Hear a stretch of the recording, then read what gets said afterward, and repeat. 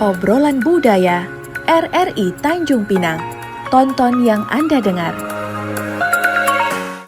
Assalamualaikum warahmatullahi wabarakatuh. Selamat malam sahabat budaya yang sedang mendengarkan 101,3 MHz di Pro 4 RRI Tanjung Pinang dan juga yang sedang menonton RRI Net malam hari ini. Pro 4 RRI Tanjung Pinang kembali mempersembahkan obrolan budaya yang malam hari ini bersama saya Nurul Khotimah. Ya, tentunya kalau obrolan budaya ngobrol tidak sendirian. Ya, saya bersama dengan bintang tamu saya, narasumber saya pada malam hari ini yang cantik molek dan juga sangat tampan. Nah, langsung saja saya kenalkan terlebih dahulu. Yang pertama ya, yang paling dekat dengan saya di sebelah kiri saya ada Dr. Andes Haji Tamrin Dahlan, MSI, ya, Datuk Tamrin Pantun biasa disebutnya. Assalamualaikum, selamat malam Datuk. Waalaikumsalam warahmatullahi wabarakatuh. Awal bermula dengan bismillah, syukur hanya kepada Allah, selawat Nabi pada Rasulullah. Semoga kegiatan kita ini membawa berkah. Amin, amin ya rabbal alamin. Tapi sehat, ceria, bahagia ya Datuk? Alhamdulillah, sangat luar biasa. Ui. Saya kalau sudah bertemu dengan kawan-kawan di RRI ini, istilah kerinduan itu terobati. Ya, jadi di RRI ini memang sangat luar biasa bagi saya, sahabat subuh, sahabat pagi, sahabat siang, dan bahkan sahabat malam pada malam hari ini. Wah, baik. Aduh, baru awal udah langsung dipuji ya. Bawaannya pengen menahan untuk ngobrol sampai 1 jam ke depan. Kemudian narasumber saya yang paling mulai, paling cantik ada Musliha SPD MPD ya, selaku peneliti, akademisi, peminat pantun dan juga syair. Selamat malam, assalamualaikum Kak Musliha, Kak Cik Malaya. Kak Cik Malaya. Selamat malam Kak Uul cantik. Aduh. Waalaikumsalam Waalaikumsalam. warahmatullahi wabarakatuh. Lupa tadi nak jawab. Jadi gimana, udah sampai berapa video? Videonya sekarang terhenti semenjak banyak jam ngajar sekarang. Sekarang kan banyak kegiatan selain di kampus, ada juga di komunitas Kak. Ada sanggar. Jadi sekarang lagi sibuk berkegiatan di sanggar. Berkegiatan di sanggar untuk membuat konten-konten gurindam juga, tapi pesanan dari pusat. Oh, baik. Kalau untuk pribadi nanti dulu. Oke, tapi nggak bisa disejalankan ya? Iya. Nggak bisa. Baik, Musliha atau Kak Cik Malaya, saya panggilnya apa ya enaknya ya? Panggilnya Kak Ci aja. Kak Ci. Nah, Kak Ci ini merupakan generasi milenial ya, pendengar dan juga pemirsa RRI Net, yang mana merupakan peminat pantun dan juga syair. Walau memang kalau trennya sebagai artis YouTube itu banyak yang di syair ya Kak Ci ya? Iya, banyak yang di gurindam juga, yang di syair juga. Kalau saya lebih banyak ke tutorial irama syair, irama gurindam. Kalau pantun memang pemantun, tapi pantun itu kan tuh ala bisa karena biasa tuh ya. Ini dah tak terlalu terbiasa. Kalau nak berlawan dengan Tok Tamrin memang tak terlawan. Iya, tapi malam ini tidak dilawan. Tidak dilawan dan tidak boleh melawan. Tidak boleh melawan orang tua soalnya Yes, ya. Datuk Tamrin ya, kalau Kak Musliha kan memang entertainnya sangat kuat sekali ya. Kemudian di bidang akademis juga karena memang juga seorang dosen. Kalau Datuk Tamrin Pantun dari namanya aja udah Tamrin Pantun. Kalau kata Datuk jangan sebut Tamrin Dahlan. Sebutnya Tamrin Pantun. Nah, itu kenapa dia. tuh Tok? Itu sebenarnya untuk membuat spesialisasi saja supaya orang lebih kenal, karena Tamrin secara nasional itu kan banyak, tapi dengan Tamrin Pantun orang akan tahu dan fokus. Oh, itu adalah saya. Kira-kira begitu identitas ya. ya, kuat saya. ya. Yang mana juga merupakan seorang pemantun adat, terlebih juga pemantun adat pernikahan ya. Juga Datuk Tamrin ini merupakan pengurus LAM Kepulauan Riau, LAM Provinsi Kepulauan Riau. Nah, malam hari ini pendengar dan juga pemirsa, kita akan coba membicarakan ya mengenai topik kita yaitu pantun Melayu warisan budaya dunia. Saya sampai merinding kalau selalu menyebutkan di setiap acara atau setiap penyebutan sampai merinding. Membacakan pantun Melayu warisan budaya dunia begitu ya, sudah jadi mendunia dunia ya. begitu. Itu merinding-merinding bangga gitu Dato. Nah malam hari ini saya mau nodong Dato Thamrin untuk menceritakanlah perjalanan pantun terkhusus pantun Melayu ini sehingga ditetapkan sebagai warisan budaya dunia, mengingat kemarin pada tahun 2020 ya lebih tepatnya tanggal 17 Desember ya Dato ya, 17 Desember 2020 tradisi pantun ini ditetapkan sebagai warisan budaya tak benda dunia begitu di Paris, Prancis, lebih tepatnya di kantor pusat UNESCO. Untuk perjalanan pantun ini bagaimana Dato? Silakan. Ya. Kalau kita melihat sebenarnya pantun ini bukanlah barang baru bagi komunikasi bahasa Melayu. Karena di Kerajaan Riau Johor Lingga dan Johor Riau Lingga, sebenarnya pantun ini merupakan suatu kehidupan sehari-hari. Kemudian kita mempertajam pantun itu dalam bentuk pengusulan menjadi budaya tak benda yang mendapat pengakuan dari PBB dalam hal ini UNESCO. Kalau kita melihat sejarah bahwa memang suka tidak suka kita Kepulauan Riau, ya, negeri Kepulauan Riau ini yang bagian dari Indonesia merupakan orang yang paling getol mengusulkan supaya pantun ini masuk dalam budaya tak benda. Kemudian beberapa rutinitas kegiatan kita mulai membuat semacam kegiatan-kegiatan, mulai contoh Tanjung Pinang mulai memproklamirkan Tanjung Pinang kota Gurindam negeri pantun. Itu merupakan salah satu sosialisasi dan untuk mendapatkan pengakuan bahwa memang pantun itu sebenarnya komunikasi mendunia sebenarnya. Nah, tapi kita yang paling getol sebagai induk daripada budaya Melayu di Indonesia. Kemudian perjalanan berikutnya kita selalu mengadakan kegiatan lomba-lomba. Mungkin kalau kita harus jujur bahwa di Indonesia ini mungkin daerah-daerah kita lah, daerah-daerah Kepri lah, daerah-daerah Melayu lainnya memang ada tapi mungkin tidak segetol yang kita lakukan.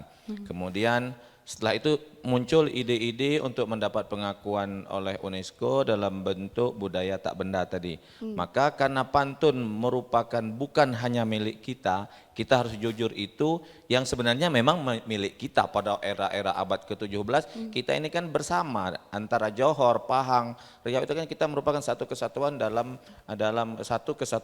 bentuk kesultanan dan kerajaan. Oleh sebab itu kita di sana juga berkembang, maka muncul ide supaya tidak kita saja yang mengusulkan ini, maka muncullah beberapa negara, Indonesia, Malaysia, Thailand, Brunei Darussalam, Singapura yang memang pantun ada di dalam kehidupan masyarakat di negara-negara tersebut. Nah, kemudian dalam perjalanan berikutnya kita tinggal beberapa negara, Indonesia, kemudian Malaysia, kemudian Brunei, dan akhirnya di tahun-tahun terakhir pengusulan itu kita Indonesia dengan Malaysia lah yang mengusulkan itu sehingga 17 Desember 2020 itu kita mendapat pengakuan pantun sebagai budaya tak benda atas usulan dua negara yaitu Indonesia dan Malaysia. Itu memang menjadi kebanggaan. Dan tapi kalau kita feedback jauh sebelum ini pada saat kita masih bersama Malaysia dalam bentuk satu kesultanan Johor, Pahang, Riau, Lingga, pantun bukan merupakan barang baru karena kita memang melalui Raja Ali Haji dalam kitab pengetahuan bahasa dan Raja Ali Haji sendiri diakui sebagai pahlawan nasional karena kitab pengetahuan bahasa dan jauh sebelum itu memang kita sudah diakui bahwa kita ini bahasa Melayu ini adalah bahasa eka bahasa. Ya, eka bahasa menggunakan bahasa Melayu dimengerti oleh semua orang, dimengerti oleh suku-suku yang ada di Indonesia. Nah, salah satu ciri khas komunikasi bahasa Melayu itu adalah pantun. Pantun merupakan riak dan bunga yang kembang dalam berkomunikasi masa lalu bagi masyarakat Melayu. Dan memang sudah tradisi lisan dari zaman dulu ya Dato ya. Ya, Kalau nggak salah jadi- dari 500 tahun yang Jadi, lalu sudah ya. Pantun itu betul, pantun itu kan tradisi lisan. Karena dia tradisi lisan, maka dia tidak tertulis dan dia hanya dalam bentuk komunikasi. Orang-orang kita dulu bertanya, menyapa. Kalau dalam bahasa Melayu, menyapa orang, dia duduk di depan pintu, orang berjalan, dia menyapa dengan berpantun. Nah, teruslah begitu. Dia mengejek menyindir orang dengan berpantun, dia marah dengan berpantun, berkomunikasi diperigi saja dia dengan berpantun. Nah, tradisi ini terus berkembang secara ilmu pengetahuan, akhirnya pantun yang tadinya menjadi tradisi lisan, maka dia menjadi tradisi tulisan, karena pantun yang komunikasikan tadi ditulis. Maka pantun berubah menjadi dua fungsi, di samping sebagai komunikasi lisan, dia juga menjadi bahasa literasi yang artinya ditulis, dibukukan dan sebagainya. Tapi sebenarnya kekuatan pantun ada pada tradisi lisannya. Kalau saya tidak salah ingat ya Dato ya, kalau untuk pembukuan pantun itu dari zaman pertama kali dibukukan oleh Haji Ibrahim ya, seorang sastrawan yang hidup pada zaman Raja Ali Haji. Begitu ya Dato ya. Ya. Beliau pertama kali menulis dan membukukan pantun dalam buku kumpulan pantun yang berjudul Perhimpunan Pantun Melayu. Ya, itu yang saya katakan tadi, bahwa yang tadinya menjadi 500 tahun yang lalu pantun merupakan komunikasi lisan, nah sekarang dibukukan sehingga menjadi dua fungsi tradisi pantun ini. Di samping dia sebagai bahasa tradisi lisan, dia juga menjadi bahasa literasi karena sudah dibukukan dan ditulis dan dikumpulkan dalam bentuk satu buku. Kalau Dato udah berapa banyak buku? Saya sudah lupa, tapi kalau boleh saya membuat pengakuan, beberapa buku saya, apapun jenis buku saya, semuanya dengan menggunakan pantun. Buku 2011 itu buku yang paling fenomenal menurut saya. 2011 itu tradisi perkawinan Melayu. Satu buku itu saya menjelaskan tentang tradisi perkawinan Melayu, tapi saya menampilkan itu dengan bentuk pantun. Kemudian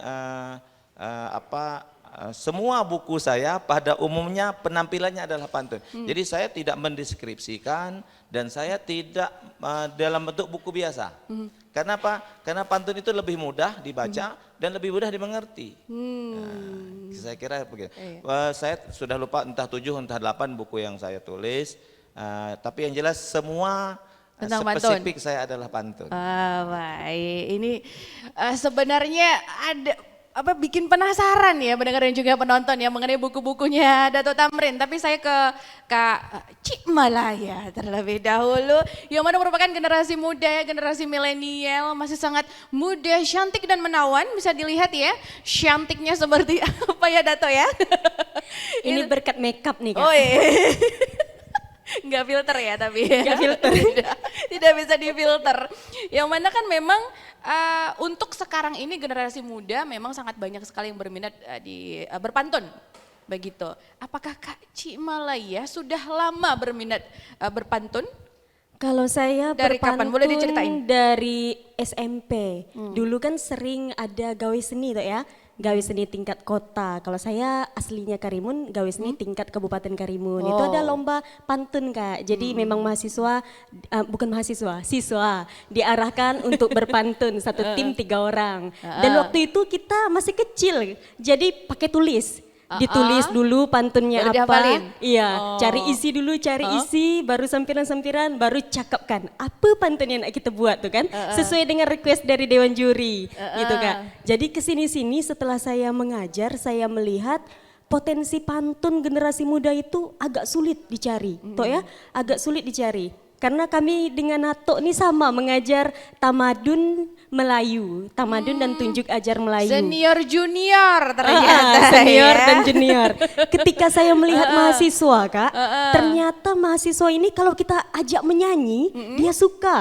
Oh, saya alihkan, kita buat pantun tapi kita nyanyikan. Dengan cara bernyanyi. Iya. Iya, Kan iya. kalau dulu kata Atuk tadi, pantun sebagai alat komunikasi Alat aktif. komunikasi, Alat ya. komunikasi untuk interaksi ya, berinteraksi. Berarti kita ubah dari interaksi ke sebagai alat penyampai informasi. Nah, jadi mereka hafalkan dulu pantunnya, kita carikan lagunya apa, musiknya apa, kita nyanyikan ramai-ramai.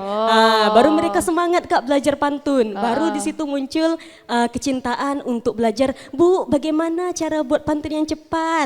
Bagaimana cara buat pantun kalau kami pandainya panjang, satu baris itu panjang kata-katanya. Sampai apa kalau saya bilang pemborosan Kereta api. kata ini. Ini harus diefektifkan. Caranya Dosanya keluar. seperti ini gitu Kak. Harusnya memang dalam satu ini ada aturan-aturannya ya Dato ya, ada aturan-aturannya. Ada Tapi kaidahnya. itu kan cara kakak yang sekarang ini sudah mengajar ya, Kak Ci mengajar supaya generasi-generasi muda itu menyukai pantun begitu. Tapi kalau untuk kamu lihat sendiri, dulunya itu pasti kan berbeda ya. Iya. Kok bisa menyukai, mencintai pantun begitu? Saya awalnya kan memang fakemnya tuh fokus di gurindam Kak. Ketika baca gurindam, ini kayaknya nengok anak-anak pemantun mantap nah dibawa pantun. Sedap bunyi pantun ya Kak kan. Jalan-jalan nah kan lagi itu kan. Ih mantap nah, boleh tak ya belajar? Tapi saya tak belajar Kak. Macam apa tuh namanya? Kalau kita Spontanitas spontanitas. Jadi memang otodidak belajar sendiri. Sampai di Tanjung Pinang merantau, kuliah S1, berhimpunlah dengan pemantun-pemantun di Tanjung Pinang nih Kak. Gitu ceritanya. Awal mulanya. Tapi nggak pakai dipancing-pancing sama lagu apa segala macam ya? Kak. Atau karena terlalu sering mengikuti lomba? Lomba betul Kak. Terlalu sering naik panggung tapi iya. sebagai peserta. Terlalu sering mendapatkan hadiah begitu. Jadi keterusan kan ya Dato ya. Ya, betul. Tapi kalau Dato sendiri saya jadi penasaran nih. Dulunya seperti apa sih Dato? Saya Masih ingat pikir nggak? sama. Kita tidak ada edukasi khusus, dia muncul dengan sendirinya saja. Saya pikir gitu. Jadi pantun ini memang termasuk yang unik. Siapa yang mau dia jadi. Nah, cuma sama dengan keterampilan. Jadi dia untuk ahli pantun di samping dia jadi dan harus sering saja. Dengan sering kita berpantun, Dibiasakan barangnya ya. sudah jadi otomatis. Gitu. Tapi Dato untuk komunikasi di rumah bagaimana dengan anak-anak istri? Saya kalau komunikasi Ya, di pantun. rumah, saya pikir frekuensinya belum tinggi. Paling sekitar dalam komunikasi seharian paling kisarannya mungkin kalau kita persentasekan itu 10 sampai 20 lah. 10 Jadi sampai saya 20. tradisi saya di rumah dengan orang rumah dengan anak-anak saya, kalau saya marah saya dengan berpantun. Kalau saya menyindir saya dengan berpantun. Kalau saya menasehat saya dengan berpantun. Baik, Kak Ci masih ada lagi yang ditanyakan ke Apa tuh Kak? Kak Ci Malaya. Tapi sebelumnya ada yang mau lewat terlebih dahulu ya sahabat budaya dan juga pemirsa RRI Net. Kita kembali sesaat lagi tetap di Obrolan Budaya. Pendengar dan pemirsa RRI Net kembali lagi tentunya di acara Obrolan Budaya. Persembahan LPP RRI Tanjung Pinang. Sangat-sangat menyenangkan ya, seru, asyik, harus ada Y-nya dia, biar kekinian, milenial biar suka nih Dato ya. Sangat asyik kita ngobrolnya malam hari ini ya di RRI Net dan juga 101,3 MHz yang sedang mendengarkan acara kita di Pro 4 RRI Tanjung Pinang ya mengenai pantun Melayu warisan budaya dunia yang tentunya sangat kita banggakan ya untuk pantun Kepulauan Kepulauan Riau ya Dato ya, dan juga Malaysia yang kebetulan pada saat itu sama-sama diakui oleh UNESCO dari kedua negara. Nah, untuk Dato Tamrin Dahlan itu kan juga merupakan pengurus LAM Provinsi Kepulauan Riau. Ya. Tadi sedikit sudah diceritakan cerita perjalanan pantun kok bisa diakui oleh dunia, oleh UNESCO untuk PBB, PBB untuk UNESCO begitu ya. Kemudian kalau untuk peran dari LAM sendiri bagaimana Dato? Ya, Lembaga Adat Melayu sebagai lembaga yang menaungi dan memayungi adat, tradisi dan budaya tentu memiliki peran yang sangat penting. Artinya tatkala pantun memang sudah menjadi tradisi komunikasi kehidupan masyarakat Melayu, tentu LAM memiliki peran penting untuk mengawal, membentengi, kemudian melindungi, mengembangkan, membina, itu sebenarnya ada pada LAM. Artinya apalagi dalam situasi kekinian seperti sekarang ini, dalam situasi komunikasi milenial yang sangat luar biasa ini, tentu LAM memiliki peran penting. Artinya jangan sampai perkembangan dunia, perkembangan teknologi kekinian ini justru menghapus dan memupuskan pantun yang memang sudah ada. Jadi justru kalau bisa seperti kata cewek sebelah ini ya gitu ya, bahwa generasi milenial dengan kekiniannya, dengan teknologinya justru memanfaatkan untuk membina dan mengembangkan pantun melalui tradisi kekinian, melalui informasi digital yang sangat luar biasa ini. Justru pantun salah satu sebagai alat untuk bisa dikembangkan, dibina melalui alih teknologi milenial 505 ini. Ya, saya pikir. Tapi LAM tentu memiliki peran yang sangat penting mengawal tradisi, membentengi adat supaya dia berkembang tapi tetap sesuai dengan alur adat yang ada. Saya pikir begitu. Kalau dari LAM sendiri tanggapannya bagaimana Dato setelah pantun diakui oleh dunia? Lembaga Adat Melayu sekali lagi tentu memiliki peran yang penting, tentu memiliki sebagai mitra pemerintah.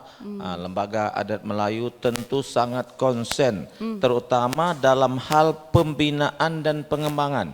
Tatkala kita sudah diakui pantun sebagai budaya tak benda, sebagai budaya dunia, tentu ini harus eksis terus. Jangan sampai justru setelah mendapat pengakuan dunia, justru di akar rumputnya kita hilang. Jadi di sini peran LAM yang sangat luar biasa. Tentu LAM juga tidak bisa bekerja sendiri. Betul. Sebagai lembaga adat Melayu, tentu LAM punya pemikiran-pemikiran untuk dapat disampaikan kepada pemerintah, pemerintah provinsi, pemerintah pusat, pemerintah daerah, melalui jalur-jalur yang lain, lembaga pendidikan, lembaga sosial dan semuanya. Dan ini harus tetap eksis dan LAM memang punya peran yang sangat penting dalam hal pembinaan dan pengembangan khususnya pantun ini. Saya kira ini peran semua pihak ya Dato ya? Ya, sebenarnya pantun ini milik semua. Betul. Tatkala kita sudah menjadi pengakuan dunia, berarti kan pantun ini sudah menjadi sudah Milik mendunia. kita bersama. Nah, bagaimana kita yang punya pemegang kuncinya, ya jangan sampai kunci ini tertutup. Maka kitalah yang membuka kunci ini sehingga pintu terbuka lebar, sehingga pantun tidak menjadi milik Melayu, tapi pantun sudah menjadi milik Indonesia Dunia. dan bahkan pantun menjadi milik dunia. Kalau tidak salah dikasih limit waktu ya Dato ya oleh UNESCO, berapa tahun begitu? Saya tidak tahu persis ya ada limit, tapi yang jelas kita sudah mendapat pengakuan. Ya sudah beberapa lama kemarin kan UNESCO menyerahkan kepada Menteri Luar Negeri, Menteri Luar Negeri menyerahkan kepada Kementerian Pendidikan dan Kebudayaan, kemudian aslinya pengakuan itu, aslinya sertifikat itu kan disimpan di Arsip Nasional Indonesia. Nah, yang lain-lain yang kita terima kemarin di Kementerian itu hanya semacam pengakuan dan itu boleh dipegang oleh siapapun. Tapi yang jelas aslinya ada pada Arsip Nasional Indonesia. Baik, dari tadi ya kita bercakap tentang pantun, tapi tak satu pun pantun yang terucapkan. Mestilah dipancing terlebih dahulu supaya dijawablah paling tidak satu. Pagi hari terang cahaya, nelayan berkelam sudah pun datang. Kita bersama di obrolan budaya persembahan Pro4 RRI Tanjung Pinang. Ya, jawab luar Dato. biasa. Setepak sirih seulas pinang. Saya. Nah, itu dia. Pinang diletak di dalam tepak. Itu ke Pro4 RRI Tanjung Pinang. Ada di hati sangat terletak. Itu dia. Tapi itu pantunnya tak molek juga tuh ya. Tapi itu tadi saya katakan bahwa pantun itu milik semua orang, apapun jenisnya, bunyinya, kalau dia dah dalam bentuk pantun, pantunlah tuh. Cuma nanti kita akan melihat lagi kualitas pantunnya, pantun sebagai seni, pantun sebagai literasi dan sebagainya. Jadi sebenarnya pantun itu sangat fleksibel. Ya. Contoh dari jauh menyunjung duli, dari Ya. dekat menyusun sembah. Mohon kami maaf diberi atas segala silap dan salah. Sampiran itu sudah memberikan makna yang sangat luar biasa. Dari jauh kita menyunjung duli, itu penghormatan yang sangat luar biasa. Dari dekat kita sudah menyusun sembah, itu juga merupakan suatu penghormatan, permintaan maaf. Jadi sampiran dan isi sangat lengket. Tapi bisa jadi juga sampiran hanya permainan bunyi saja, dia tidak punya makna. Begitulah pantun sebenarnya. Jadi kalau saya melihat pantun ini sangat fleksibel, makanya dia menjadi milik komunikasi lisan. Iya. Tapi lebih baik berbicara tentang kualitas tadi ya, Dato. Itu saya kira pada tahap-tahap, ada tahap-tahap tertentu. Perlombaan. Tatkala kita tahap sosialisasi, silakan berpantun. Tapi tatkala kita lomba, contoh ya, saya mengambil sedikit, Dewan mengambil juri. perat sedikit. Kalau kita lomba berbalas pantun, pantun akan nilai berpantun akan menjadi rendah tatkala sampiran kita menyebut nama orang. Pergi ke singgah ke rumah Cik Mael. Cik Mael. Membeli pula sebubul labu. Kan? Pergi ke laut hendak mengail, dapat seekor ikan kerapu. Kan pantun tuh. Tapi dari sudut kualitas, karena sudah menyebut nama orang, itu sebenarnya di dalam literasi, di dalam kualitas pantun menyebut nama orang, sampiran itu tak molek-molek sangat. Itu mengurangi nilai ya. Mengurangi nilai. Nah. Tapi dia tetap pantun. Tetap pantun, namanya tetap pantun. pantun. Markahnya yang beda tuh ya. Ya, itu dia. Berbicara tentang lomba nih, berbicara tentang lomba nih, pendengar dan juga pemirsa, tentulah saya ke perempuan cantik saya malam ini ya kan. Saya. Yang kemarin sudah mendapatkan apa ya?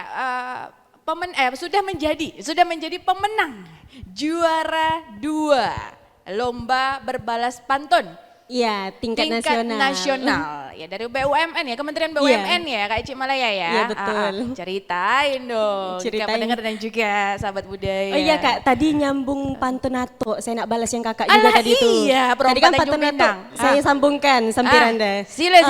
Setepak sirih bersanding pinang, Saya. pinang tergolek di atas atap. Senang hati di RRI Tanjung Pinang, Baik. programnya bagus dan juga mantap. Mantap. Jangan tanya bagus atau tidak pantunnya, pokoknya pantun. Yang penting tak dilombakan, walaupun ada jurinya.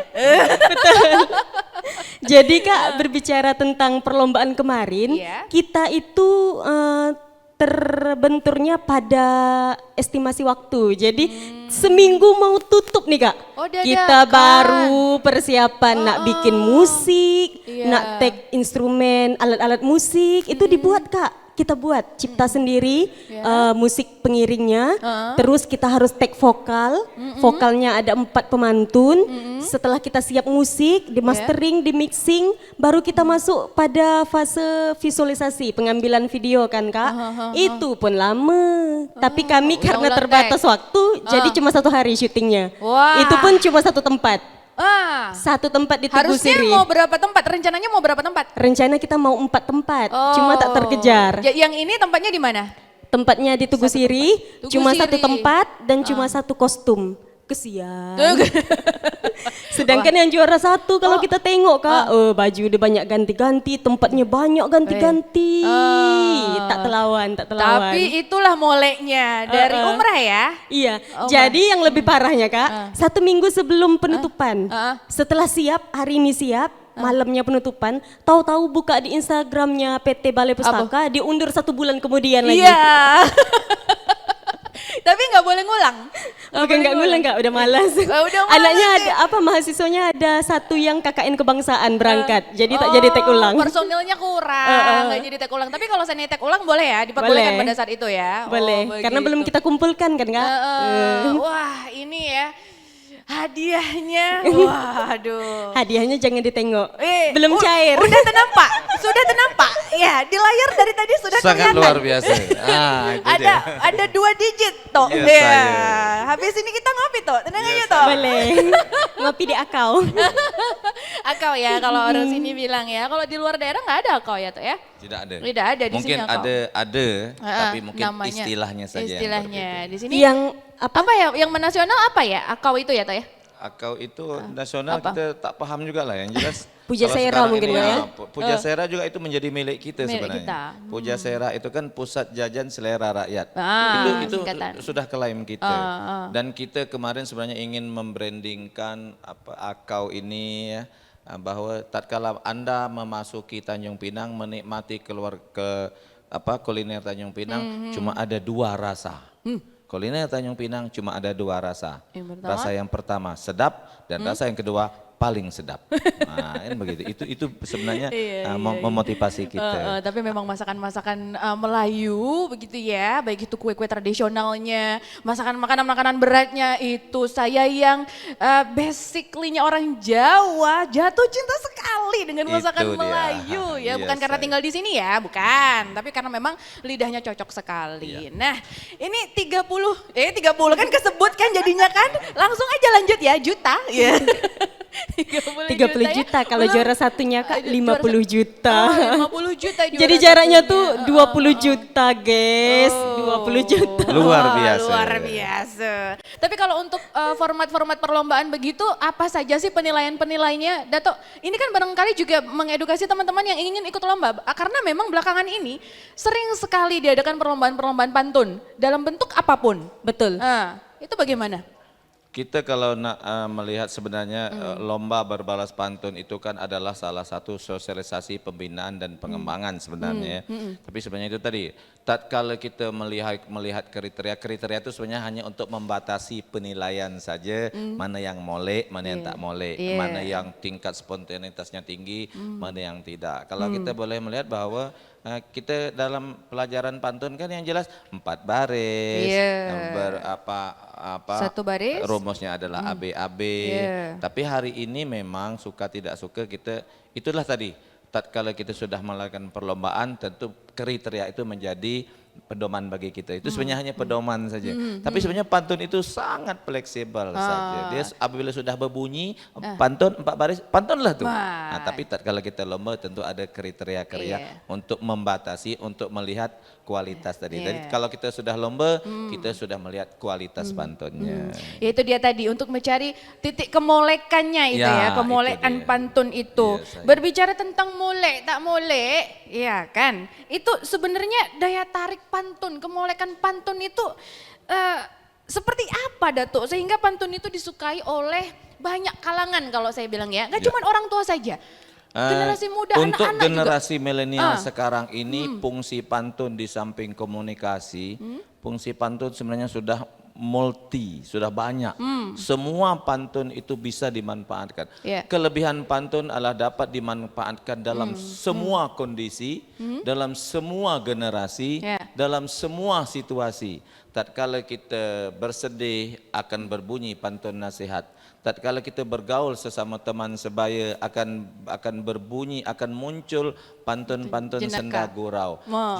pantun jenaka. Tatkala kita berhadapan dengan anak-anak akan muncul pantun anak-anak. Yeah. Tatkala kita sedang bersukaria akan muncul pantun-pantun seloka dan bagaimana. Jadi pantun itu sebenarnya dimanapun dia boleh masuk. Tatkala orang meninggal, kita boleh berpantun, tapi tentulah pantun duka, pantun nasihat, pantun yang memunculkan, menenangkan orang-orang yang ditinggalkan. Iya. Tatkala ada muncul perkawinan, sudahlah memang itu orang sedang gembira, maka Iya. di situ akan muncul pantun-pantun gembira. Tatkala dalam situasi resmi pidato, pantun juga bisa dimunculkan. Jadi pantun itu di mana saja, generasi apa saja, waktu apa saja, Iya. dia boleh dimanfaatkan. Tapi memang ada berapa jenis pantun sih Tok? Untuk pantun tuh? Kalau kita di sekolah dulu ada pantun nasihat, ada pantun jenaka, ada pantun teka-teki, atau salah kita sekat yang itu. Yang jelas pantun masuk di semua sisi, masuk di semua generasi, Iya. dan masuk dalam semua situasi. Wih, itulah hebatnya pantun ya.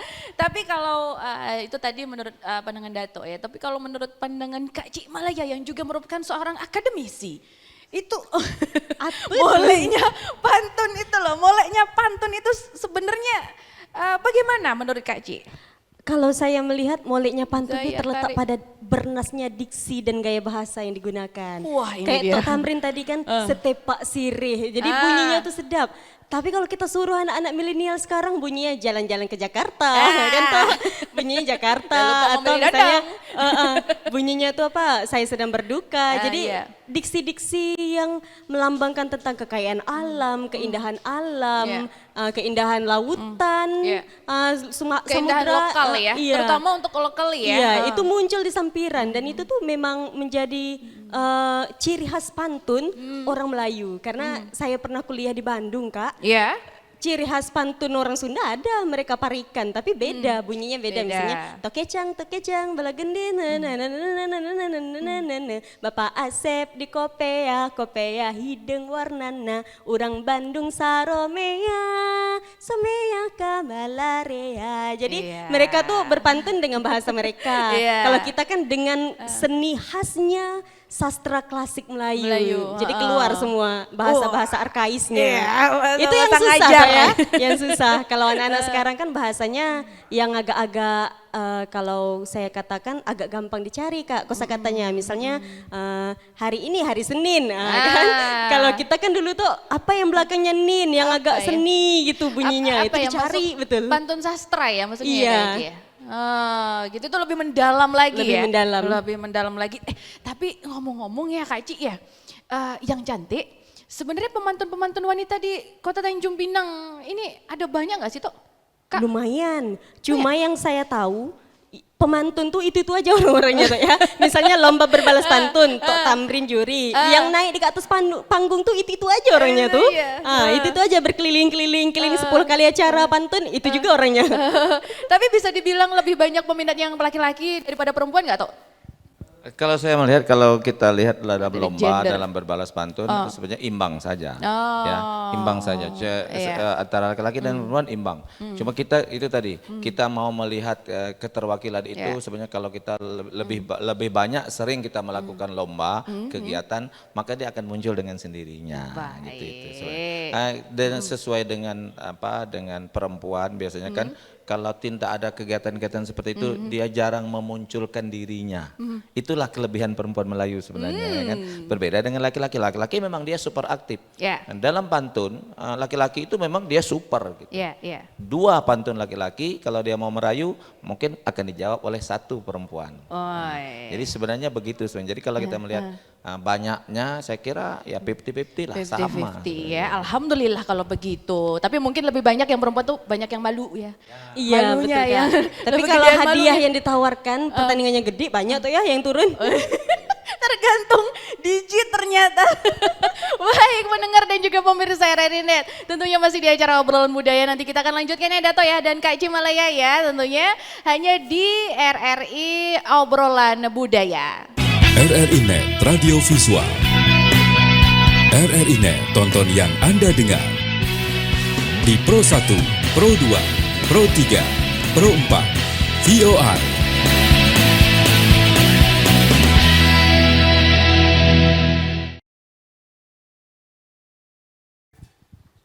Pendengar dan juga pemirsa RRI Net, Anda masih bersama kami di acara obrolan budaya. Malam hari ini semakin malam semakin ceria, semakin panas, semakin hot. Kita membicarakan tentang pantun Melayu warisan budaya dunia tak benda. Ya, Dato dan juga Kak Cik Malaya, Dato Tamrin Pantun dan juga Musliha ya yang terkenal dengan nama panggung Kak Cik Malaya. Sudah banyak yang kita obrolkan dari tadi memang sebenarnya, tapi kita fokus lagi ke LAM ya Dato ya. Kalau untuk LAM sendiri, itu upayanya apa Dato? Setelah pantun ditetapkan sebagai warisan budaya dunia tak benda begitu, supaya nantinya itu tetap terjaga, tetap lestari. Terlebih lagi, regenerasi itu terbilang lama.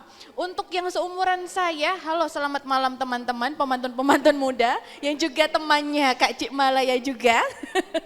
Sangat sering sekali kita undang di studio ya begitu. Itu kalau nggak salah tadi kita ngobrol di off air, bahkan jarak rentang umur ya, jarak waktu umur mereka dengan Dato Tamrin itu hampir 20 tahun ya Dato ya.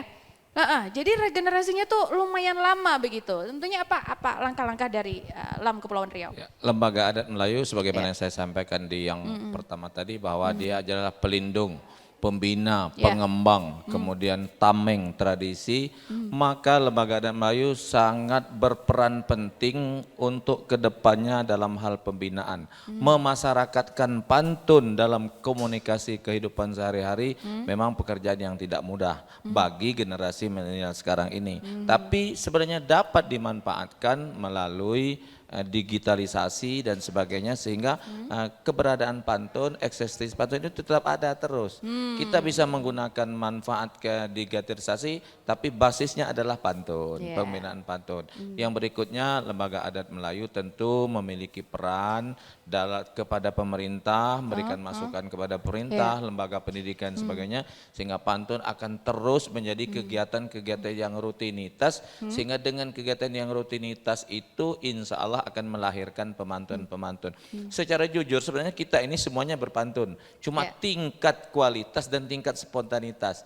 Kita melihat bahwa si A berpantun karena tingkat spontanitasnya tinggi. Sebenarnya orang lain juga bisa berpantun, tapi mungkin spontanitasnya tidak tinggi. Jadi pakai catat dulu gitu ya. kita baru menyebutnya si A pemantun, tatkala spontanitas komunikasi pantunnya sangat tinggi. Sebenarnya itu saja. Jadi peran LAM sebenarnya itu tadi melahirkan pemantun-pemantun yang handal dengan spontanitasnya yang tinggi. Jadi orang pemantun itu sebenarnya EQ-nya tinggi. Kalau kita nak tengok gitu.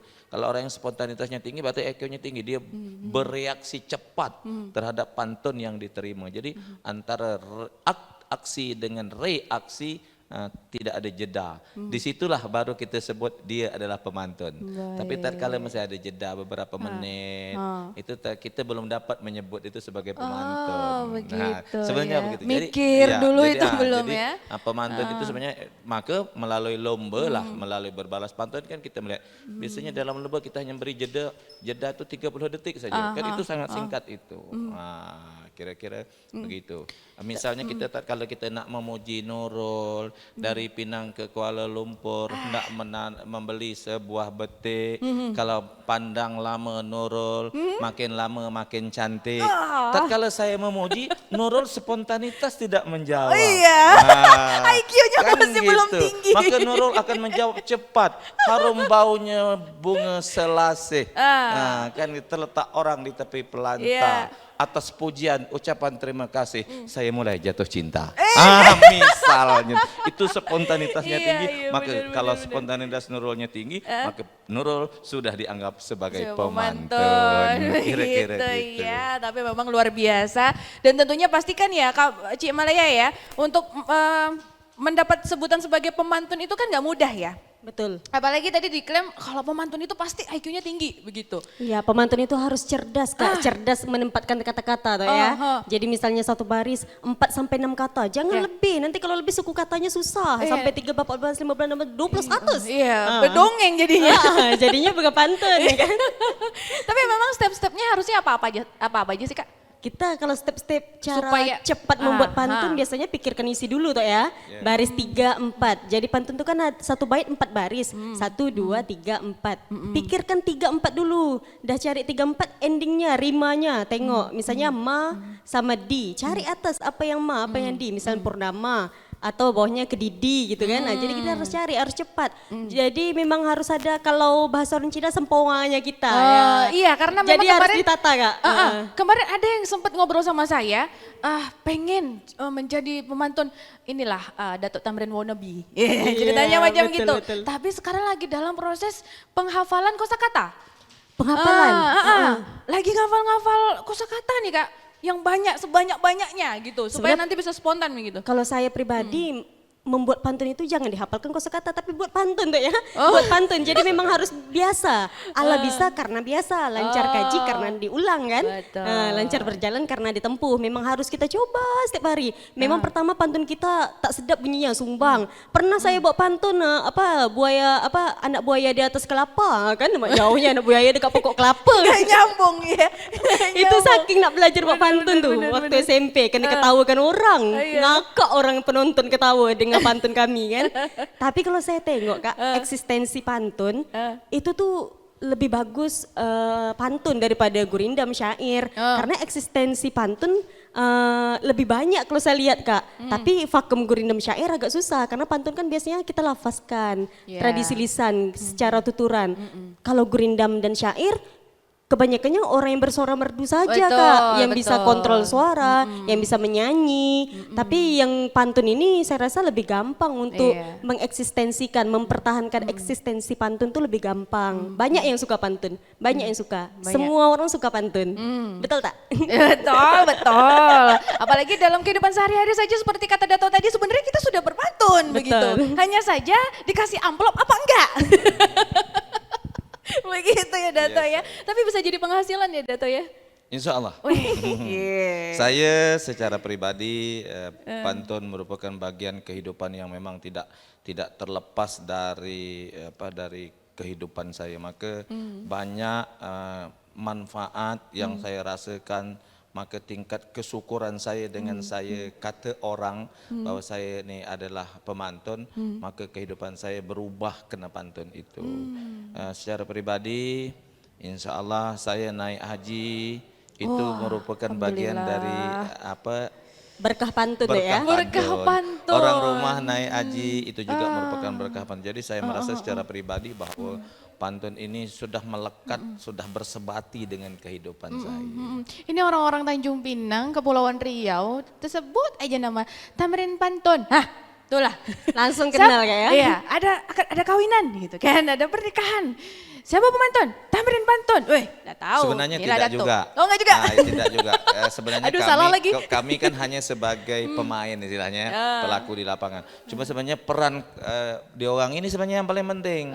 Sebab saya terus terang saya hanya pemantun, tapi digitalisasi saya lemah. Maka peran-peran generasi muda hari ini seperti Kak Cik tadi mengatakan bahwa dia juara, semoga itu kan peran digitalisasi dan Android sekarang ini sangat luar biasa. Saya yang gitu-gitu tak paham. Maka saya berpikir ke depan kami ini suka tak suka harus mengikuti. Maka generasi berikutnya ini di samping dia pemantun, tapi pengembangan pantun untuk dapat didengar oleh orang, dia harus menggunakan jasa-jasa Sosial media lah ya. sosialisasi sosial media. Nah itu kami generasi tua mungkin itu dah tidak lagi lah. Ayolah yang generasi muda berbicara itu mengenai dia. digitalisasi pantun nih. Harusnya seperti apa begitu? Betul Kak. Jadi kita kan udah masuk ke era yang sangat dahsyat Kak ya untuk sosial media. Di Instagram orang berpantun, di Twitter orang berpantun, di TikTok, di YouTube, semua orang berpantun. Nah, kalau orang tua kita rata-rata memang mereka tuh dari tuturan. Buku mereka tuh memang dari kepala mereka sendiri, dari mulut mereka pantunnya tuh ada kekayaan pantun itu di mulutnya. Jadi ketika orang Melayu berpantun itulah kayaknya pantun Melayu. Nah, yang saya lihat memang banyaknya pemantun itu tak ada buku. Rata-rata tuh ya, rata-rata pemantun tuh jarang buat buku. Memang dari mulutnya mereka itu bukunya mereka. Tapi kalau sekarang kita generasi milenial nih Kak jarang baca buku, sukanya nonton Kak ya, Oh, iya, audio bener. visual. Jadi Iya. kita masukkan pantun ke digitalisasi. Digitalisasi, Kita buatkan konten Kak, berarti Iya. kita memerlukan kamera, minimal HP gitu kan, Betul. gawai. Terus kita memerlukan konsep pantunnya, mau pantun tentang apa? Misal hari ini pantun merisik gitu kan, ini pantunnya. Kita bercakap lah depan kamera. Nah, lepas itu kita harus bisa ngedit, minimal ngedit di Canva untuk thumbnailnya, misalnya ngeditnya di Viva gitu ya, Viva video. Master kayaknya ya, Master yang paling kita terkenal ya. ngedit, setelah selesai kita upload lah, entah ke YouTube, entah ke Instagram. Tapi memang harus pede, percaya diri Kak. Bener-bener. Kadang Aduh, nggak apa-apa sih. Yang dahulu yang laki-laki aja tadi kayak kata Tok Tamrin kan. Bener, ya. Yang perempuan-perempuan malu-malu nggak apa-apa. Pelan-pelan ya kan. Yang penting dimulai dulu. Betul. Gitu. Nggak harus ke majelis pernikahan terlebih dahulu ya Dato ya. Dari kamar, dari manapun juga bisa dimulai begitu loh. Nggak Betul. harus jadi seorang pemantun di adat pernikahan ya nggak harus, nggak mesti begitu. kadang yang memang pemantun bagus, maksudnya tuh dia jago buat pantunnya mantap, bernas, malas buat konten-konten kayak gitu tuh ya. Maksudnya malas nak bercakap depan HP, malas nak buat video. Tapi kan anak-anak milenial zaman sekarang suka yang macam gitu Kak. Buat pantun walaupun pantun dia standar kalau kata Tok Tamrin itu kan. Masih masuk kaidah apa? Masuk pantun tapi standar markahnya, tapi dia pede depan kamera. Dia bisa disebut orang pemantun. Gitu. Jadi memang harus dari niat sendiri. Memang harus berani depan kamera, jangan malu depan kamera. Iya, nanti tak dapat amplop memang, tapi monetize. Betul. Menetas kayaknya menetas. Menetas. Tapi memang kalau untuk sekarang kan banyak lomba ya, Kak ya, Dato ya. Itu kira-kira apa lagi yang bisa dilakukan begitu deh selain ya perlombaan-perlombaan pantun lah. Apa harus ini juga sekaligus apa ya saran kali ya untuk pemerintah daerah ataupun pusat begitu. Saya Apakah melihat nantinya begini, di ini? saya melihat begini untuk sosialisasi pantun supaya pantun ini membumi dan memasyarakat, kita suka tidak suka harus banyak melakukan kegiatan dan kegiatan itu harus divariasikan. Kalau selama ini kita hanya berbalas pantun, kita masih boleh membuat cerdas cermat pantun, tarung pantun, pidato pantun, dan banyak hal-hal yang bisa kita buat hanya untuk variasi-variasi sehingga kegiatan pantun ini tidak membosankan dan dia akan menjadi hidup. Kalau dia tidak membosankan, dia akan menjadi hidup dengan berbagai variasi, maka insya Allah pantun akan tetap hadir di bumi. Sebagaimana pepatah mengatakan, tak Melayu hilang di bumi, maka tidak akan membumi. Pantun terus berada dari bumi sampai ke langit dan dia akan menjadi mendunia. Makanya lah dia pantun dianggap sebagai budaya tak benda yang sudah mendunia. Oh iya, Setuju, mudah-mudahan Kak. nantinya bisa dipertahankan ya Kak Ci. Apa tuh? Iya, misalnya kemarin ada perlombaan monolog Monoton? pantun. Oh. Monolog pantun. Jadi dia membuat konsep, misalnya cerita tentang apa alurnya, itu dalam pantun Kak, diekspresikan, ya, divisualisasikan. Dan itu menarik menurut saya. Seperti yang Tok katakan tadi, harus masuk ke ranah kekinian. Apa konsep kekinian yang bisa kita tawarkan? Transformasi budaya, alih wahana, ekranisasi, bisa kita upayakan dengan meminjam media pantun tadi Kak. Cuma memang agak susah Kak kesana Kak. Ilmunya Pelan-pelan. bisa dipelajari lebih lanjut di internet ataupun dengan guru-guru terkait ya. Tapi memang pantun ini sekarang lebih banyak dikreasikan oleh generasi-generasi muda. Seperti teman-teman yang sebentar lagi lah ya, kita tinggal menghitung hari ya untuk pelaksanaan FPN ya, Festival Pelajar Nusantara. Terkhusus yang ada di kota Tanjung Pinang ya, RRI Tanjung Pinang itu tanggal 27 dan juga 28 Oktober ya, berkaitan dengan Sumpah Pemuda. Itu nantinya juga akan ada konten berpantun begitu ya.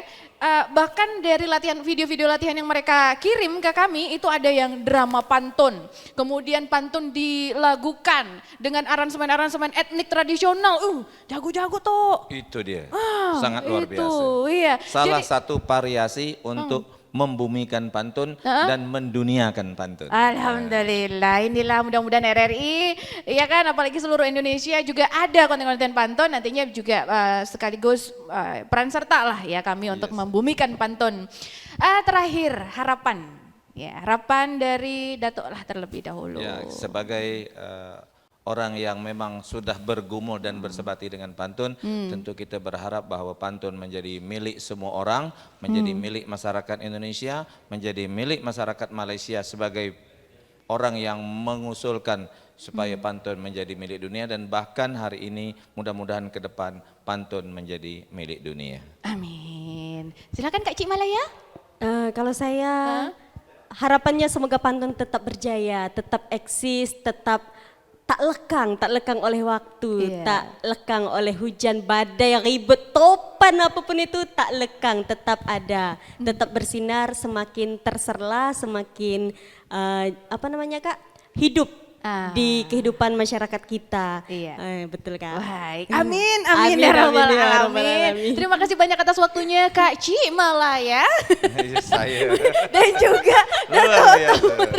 ya macam tuh toh kalau di YouTube toh kayak Malaya ya begitu.